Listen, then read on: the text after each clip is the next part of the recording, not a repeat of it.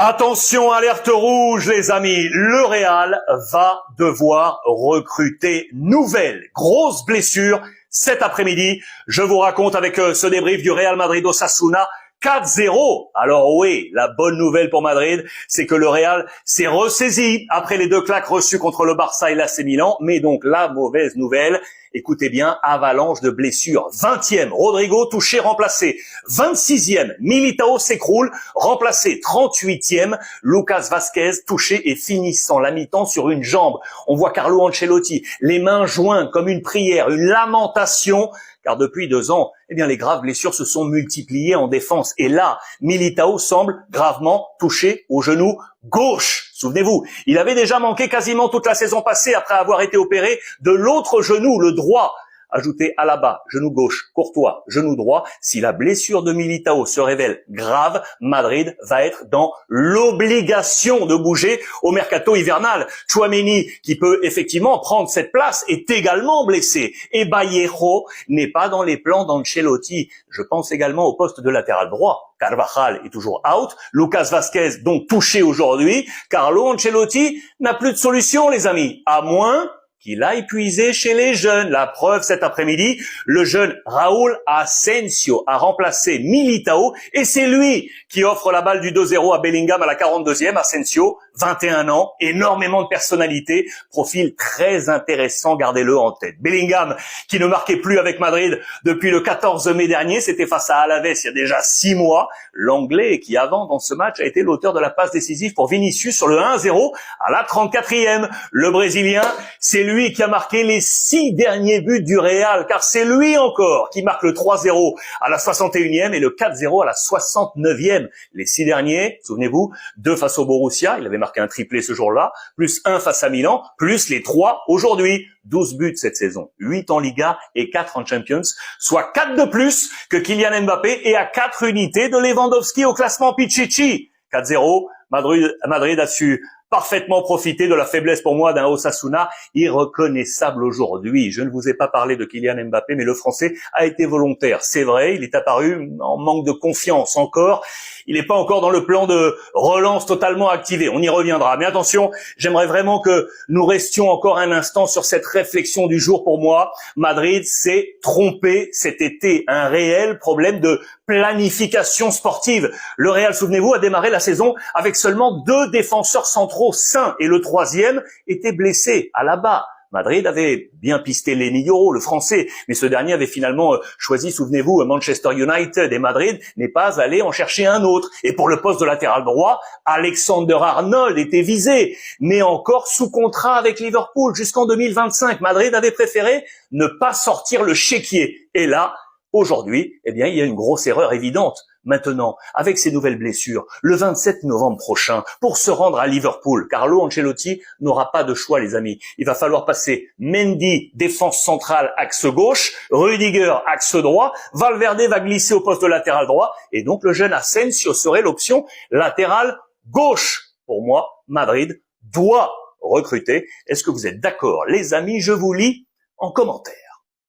Le Real Madrid, estimez-vous heureux de l'avoir dans votre équipe, mais vraiment, je pèse mes mots, estimez-vous heureux qu'il y a Vinicius actuellement, surtout actuellement dans votre équipe. Coup du chapeau triplé encore une fois aujourd'hui en Liga. Et les buts qu'il met, c'est pas des buts que tout le monde met. À chaque fois, il régale. Mais franchement, non mais Vinicius les gars, c'est grave. Mais heureusement qu'il est là, en vrai, vous ferez quoi sans lui? C'est clairement votre meilleur joueur, et ça depuis 3 ans si on enlève Benzema et peut-être Toni Kroos. Vraiment, Vinicius les gars, mais quelle régalade! Je sais même pas vous serez combien au classement sans Vinicius. Parce que regardez-moi ces statistiques. Cette saison, Vini, c'est 17 matchs, 12 buts, 7 passes D. On est qu'au mois de novembre. Les gars, il va encore faire une saison à 25-30 buts. Alors oui, ça nous choque moins parce que voilà, Ronaldo et Messi, ils ont banalisé les stats.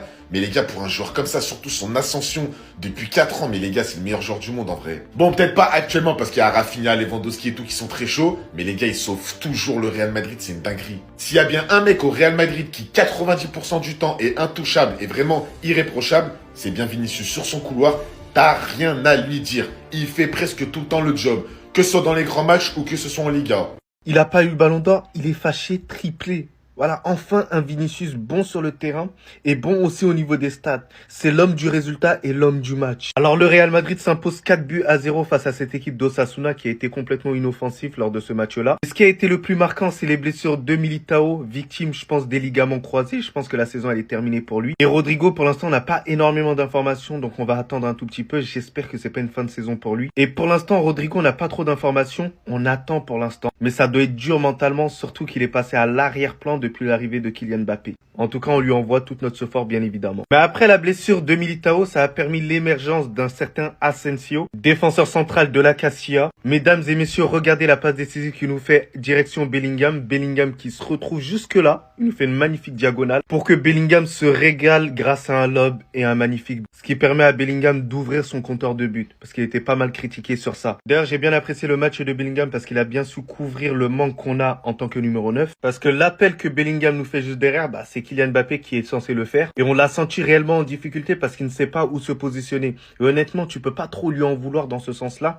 On sait tous que c'est un ailier. Mais il va falloir qu'il apprenne comme Karim Benzema l'a dit. Après le deuxième but, t'as un Vinicius qui se régale tout simplement sur le terrain. Et ce qui a été même intéressant sur lui, c'est qu'il avait une position un peu plus axiale, laissant Kylian Mbappé un peu plus à gauche pour qu'il ait beaucoup plus de confiance. Et honnêtement, dans sa position axiale en tant que faux numéro 9, j'ai apprécié Vinicius aussi. Il a une habileté technique et il a une largesse au niveau de sa panoplie. Parce qu'observez sur ce dégagement de Lounine qui réalise aussi une passe décisive tout simplement stratosphérique. Là, Vinicius, il est sur une position centrale et il arrive même à dribbler le gardien en inscrivant un but magnifique. Bellingham a pris le soin de bien le remercier.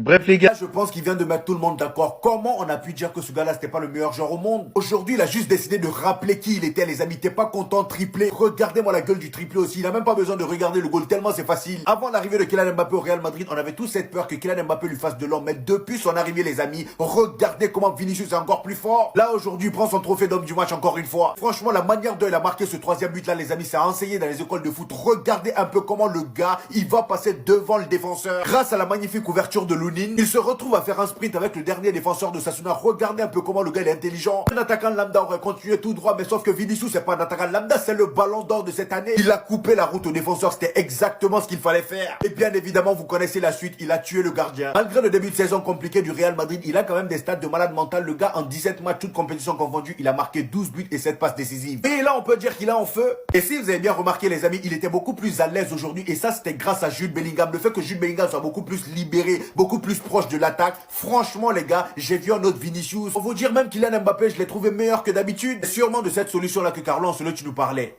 Ça faisait combien de temps qu'on n'avait pas vu cette célébration? Moi-même, je pensais qu'il avait oublié. Et aussi, ça faisait combien de temps qu'on n'avait pas vu Jude Bellingham épanoui dans son couple? Pour le terrain, aujourd'hui, ça se voyait qu'il était heureux. Il était tout le temps là à féliciter ses coéquipiers. Suite à la magnifique passe du jeune Asensio, il est venu le faire un câlin, il lui a parlé. Jude Bellingham, aujourd'hui, c'était tout simplement une pure masterclass. Le gars, il a fait un match de porc comme d'habitude. Et je pense que c'est de cette solution-là que Carlo Ancelotti parlait. Vous savez pourquoi Jude Bellingham était aussi épanoui? Parce que Camavinga est là, oui! Quand Tchouaméni, il est pas là, les amis, tout change. Regardez, la présence de Camavinga a tellement libéré Jude Bellingham aujourd'hui. Le gars, il était souriant. Il faisait des câlins à tout le monde. Ça lui a même permis de marquer son premier but de la saison, les amis. Est-ce que vous vous rendez compte un peu? Pour vous dire à quel point la présence de Tchouaméni dans ce milieu-là, ça bride Jude Bellingham. Il est obligé de faire certaines choses qu'il n'est pas censé faire. Là, aujourd'hui, il était dans un registre à peu près comme la saison dernière où il est beaucoup plus proche de l'attaque. Vraiment, le gars, il faisait même plus d'appels dans le dos de la défense que Kylian Mbappé qui est censé être notre neuf. Je pense qu'il peut remercier ce gamin-là, Raúl Asensio. Retenez bien son nom. Ce gars-là va devenir un crack. Si Carlo Ancelotti fait pas n'importe quoi avec lui aussi, parce que lui, on le connaît. Aujourd'hui, le petit, il a fait un bon match. Le prochain match, je vais voir, il est même pas dans la liste. C'est ça qui m'énerve avec lui. En tout cas, là, j'espère qu'après le match de porc que le petit, il a sorti. Parce que là, aujourd'hui, moi, j'étais parti pour le donner le trophée d'homme du match. Mais bon, il y a Vinicius aussi. Premier match avec les pros, le gars, il te lâche une passe comme ça, normal. Kylian Mbappé aujourd'hui, on va être honnête. Au match d'aujourd'hui face à Osasuna, franchement, je t'ai trouvé assez intéressant. T'as pas fait un match dégueulasse. Toutes les fois où Kylian Mbappé s'est retrouvé sur les ailes aujourd'hui, que ce soit côté droit ou gauche, le gars, il a été percutant et dangereux. Franchement, ça m'a fait plaisir de lui voir prendre des risques, même si par moments, il perdait beaucoup de balles. Mais au moins, on sentait qu'il avait envie de bien faire les choses. Et en plus de ça, ce que j'ai vraiment aimé chez lui aujourd'hui par-dessus tout, c'est le côté où il a vraiment été altruiste. Il n'a pas été égoïste. Je le voyais faire des passes à Vinicius, même quand il était en 1 contre 1. Quand Vinicius était bien placé, il faisait la passe. Je me suis dit, Kylian Mbappé, il a changé ou c'est comment? Ou bien c'était problèmes et tes soucis là qui t'adoucissent. Franchement, sur ce côté-là, il a été incroyable. Malheureusement pour lui, j'ai comme l'impression que les joueurs du Real Madrid, ils ont du mal à le trouver. Parce que la plupart du temps où Kylian Mbappé se démarque bien et qu'il demande le ballon n'arrive jamais. Ça se voyait quand même qu'il était assez frustré de ne pas marquer. Et Carlo Ancelotti d'ailleurs, c'est pourquoi il a laissé sur le terrain et il a sorti Vinicius. On a même vu les supporters du Real Madrid chanter son nom pour le motiver un peu. J'ai trouvé ça vraiment excellent de leur part. Maintenant, on va parler cru. Tout ce que je viens de dire de bien là, c'était en tant que ailier. Et pourtant, Kylian Mbappé aujourd'hui était neuf à ce que je sache. Dans son rôle de neuf aujourd'hui, il n'a pas été au rendez-vous comme d'habitude. Voilà. Pour les appels que Jude Bellingham fait là, voilà, sur le but qu'il a marqué par exemple, l'appel qu'il a fait, c'est à Kylian Mbappé de faire cet appel là par exemple. Mon gros problème avec Kylian Mbappé, les amis, c'est qu'il aime trop jouer statique. Voilà, il demande le ballon, il a arrêté. Mon gars, t'es rapide, cours. Toutes les fois où il a fait ça, ça a marché, il a été dangereux. Il fait pas les efforts défensifs, il revient pas. À chaque fois, il est arrêté, il demande la balle dans les pieds. Mis à part ça, aujourd'hui, franchement, il a été impeccable. Moi, j'ai trouvé son match passable, ça va.